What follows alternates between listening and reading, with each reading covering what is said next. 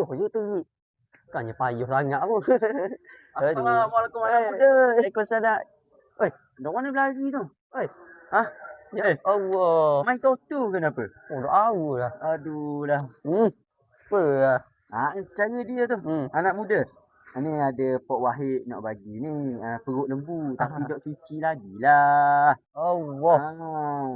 Anak muda nak? Kebetulan kita memang tak makan perut lembu. Oh, anak muda tak makan perut lembu. Sorry. Oh, sup perut makan. Sup perut makan. Perut lembu je kita tak makan.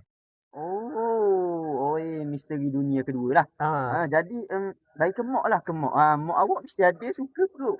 Mak pun dah akan perut lembu. Mak alergi. Mana? Sebab mak alergi perut lembu. Mak alergi perut.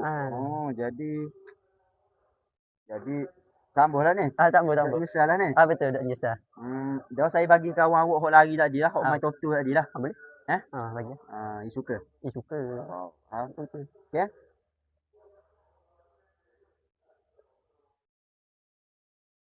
Oh, alhamdulillah siap dah basuh perut lembu. Oi, bangun je.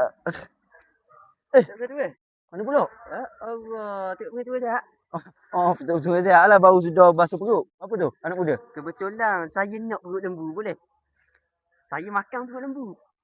Tadi kamu tak? Tak. Tadi kamu tambah? Tak. Kebetulan mak saya nak juga.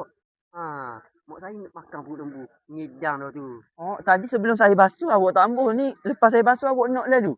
Tengok mak saya ngidang dah tu. Mak awak ngidang? Boleh? Gini lah. Boleh awak nak perut ni. Awak nak ayuh baru tak?